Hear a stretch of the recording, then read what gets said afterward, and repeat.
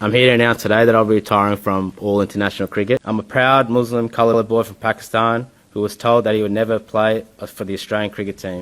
یہ اسٹیٹمنٹ تھی ایک ایسے کرکٹر کی جس نے آج ایک عظیم کیریئر کے بعد ریٹائرمنٹ کا اناؤنس کیا کہ میں پاکستان سے تعلق رکھنے والا مسلمان لڑکا ہوں جسے کہا گیا تھا کہ وہ کبھی آسٹریلین کرکٹ ٹیم کے لیے نہیں کھیل سکے گا، اور آج مجھے دیکھو۔ پہلے مسلمان، پہلے پاکستانی آسٹریلین کرکٹر کے الفاظ تھے جب وہ آج ریٹائرمنٹ کا اناؤنس کر رہے تھے،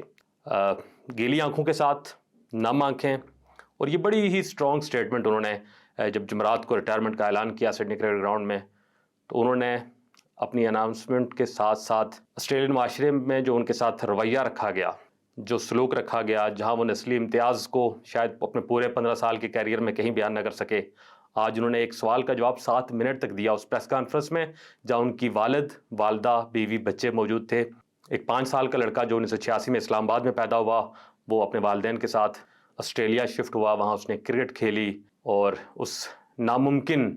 بات کو اس نے ممکن بنا دیا کہ ایک کلرڈ پاکستانی مسلم بھی تمام تر رکاوٹیں عبور کر کر آسٹریلین کرکٹ ٹیم کا حصہ بن سکتا ہے۔ یہ سٹیٹمنٹ شاید وہ پہلے بھی دے سکتے تھے، لیکن جب آج انہوں نے یہ سٹیٹمنٹ دی تو ان کی نظر میں یہ تھا کہ اب انہیں اس سٹیٹمنٹ کا شاید نقصان نہ ہو، کیونکہ وہ انٹرنیشنل کرکٹ سے باضابطہ طور پر علیحدگی یا ریٹائرمنٹ کا اعلان کر رہے ہیں۔ عثمان خواجہ کا کیریئر پہلے بھی تنازعات کا شکار رہا۔ اگر میں کچھ اسٹیٹ آپ کے سامنے رکھوں تو یہ پہلا موقع نہیں ہے کہ جب انہوں نے نسلی امتیاز کے حوالے سے بات کی۔ سن 2020 میں بھی انہیں جو ہے وہ پاکستانی بیک گراؤنڈ کی وجہ سے یہ کہا گیا کہ یہ ایک سست کھلاڑی ہے۔ 2023 میں جب غزہ میں بربریت شروع کی اسرائیل نے، تو اس وقت بھی وہ پاکستان کے خلاف ایک ٹیسٹ میچ میں سیاہ پٹی باندھ کر بطور احتجاج اس میچ میں شریک ہوئے تھے، اور اس پر بھی انٹرنیشنل کرکٹ کونسل نے جو ہے وہ خاصا اعتراض کیا تھا، لیکن وہ اپنے سوچ، اپنے فکر اور اپنے جو عمل ہے اس سے انہوں نے کبھی کمپرومائز نہیں کیا۔ وہ جو وہ سوچتے تھے، جو وہ دیکھتے تھے، اس کا وہ بھرپور اظہار کرتے رہے۔ عثمان خواجہ جب یہ بات کر رہے تھے تو انہیں یہ فکر ضرور تھی کہ جب ان کی یہ بات سنی جائے گی تو ان پر یہ الزام لگے گا کہ وہ ایک نسلی کارڈ کھیل رہے ہیں، لیکن ان کا یہ کہنا تھا کہ جو چیزیں روزمرہ میرے سامنے آتی رہی، میں کبھی اس سے بات کرنے سے نہیں کترایا۔ اور خاص بات وہ یہ کہتے ہیں کہ میں یہ بات اس لیے کرنا چاہتا ہوں، کوئی آنے والا عثمان خواجہ، کوئی نیا لڑکا جو کلرڈ ہوگا، پاکستانی یا کسی اور بیک گراؤنڈ کا ہوگا، جو آسٹریلین نہیں ہوگا، اس کے لیے وہ حالات نہ بنے جو میرے لیے بنے، وہ فیس نہ کرے جو میں نے فیس کیا۔ عثمان خواجہ نے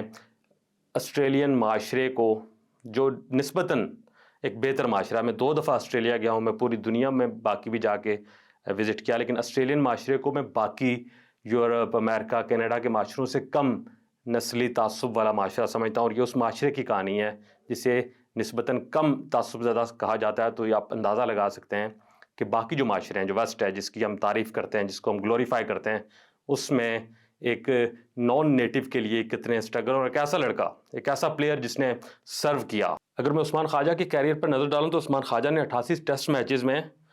43 کی اوسط سے، جو ایک اچھی اوسط ہوتی ہے، 6206 رنز بنائے۔ اس میں وہ مسلسل آسٹریلیا کو سرو کرتے رہے، پرفارم کرتے رہے۔ سن 2021-22 سے وہ ان کی ٹاپ آرڈر کا مستقل حصہ رہے ہیں۔ عثمان خواجہ نے آسٹریلین میڈیا اور جو شائقین ہیں ان کے بھی جو دوہرے معیار ہیں اس کو بھی آج کی اس پریس کانفرنس میں جو ہے وہ تنقید کا نشانہ بنایا۔ انہوں نے کہا کہ میں گولف کھیلتے ہوئے ریسنٹ جو ایشین سیریز چل رہی ہے اس میں وہ انفٹ ہوئے، تو ان کو جو ہے وہ بہت زیادہ تنقید کا نشانہ بنایا گیا کہ عثمان خواجہ ایک سست پلیئر ہے، وہ کرکٹ کو سیریس نہیں لے رہا، جبکہ انہوں نے کہا کہ میں ایسے بہت سارے آسٹریلین کرکٹرز کی مثالیں دے سکتا ہوں۔ صبح میچ ہوتا تھا، رات کو پارٹی کرتے تھے، 15 بیئرز کے کین پی جاتے تھے، اور اس کے بعد جب وہ انجرڈ ہوتے تھے تو ان کے حوالے سے کبھی کسی نے ایسی بات نہیں کی، لیکن میں گولف کھیلتے ہوئے اگر مجھے کمر کی انجری کا شکار ہوا تو مجھ پر بے پناہ تنقید کی گئی۔ انہوں نے کہا کہ میں کیونکہ ایک امیگرینٹ کلرڈ پلیئر تھا جو 15 سال قومی ٹیم کی نمائندگی کرنے کے باوجود بھی اس طرح سے اسے ٹریٹ نہیں کیا گیا جیسے دوسرے پلیئرز کو کیا جاتا ہے، اور وہ جب وہ انفٹ ہوتے تھے، بیئر کے 15 کے انہوں نے ذکر کیا کہ 15 کین پی جاتے تھے رات کو، ان کے نام میں جانتا ہوں، لے سکتا ہوں، لیکن ان کے نام نہیں لیے، لیکن ان کے ساتھ ہمدردی کی جاتی تھی میڈیا کی طرف سے،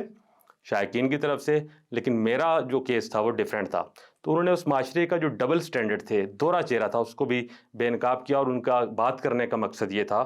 کہ اگر مستقبل میں کوئی اور عثمان خواجہ آئے، اس کے کیریئر میں اس کو اتنے چیلنجز اتنی مشکلات اور اتنا نسلی تعصب نہ دیکھنا پڑے جو انہوں نے دیکھا. ایک شاندار کیریئر کا ایک بڑا جو ہے وہ جذباتی اختتام ہوا عثمان خواجہ کا, اور یہ ان کی یہ باتیں اگر وہ نہ کرتے تو شاید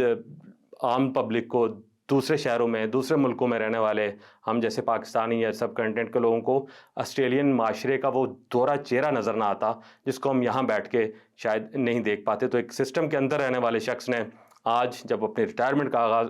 جو ہے وہ اناؤنس کیا تو انہوں نے اس چہرے کو بے نقاب کیا, وہ نقاب ان کے چہرے سے اٹھا کر رکھ دیا. عثمان خواجہ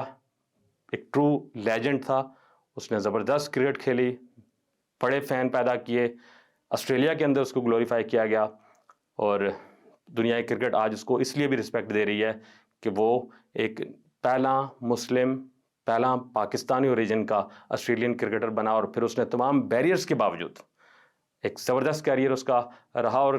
سوچیں اگر اس کو اس طرح کی سپورٹ ملتی جس طرح کی ایک نیٹو کرکٹر کو وہاں ملتی رہی ہے تو شاید عثمان خواجہ کا کیریئر اس سے بھی بڑا ہوتا. آج ہم ان کے اس شاندار کیریئر کے اختتام پر انہیں مبارکباد بھی پیش کرتے ہیں, ان کے جو فیوچر انڈیورز ہیں ان کے لیے گڈ لک بھی کہتے ہیں.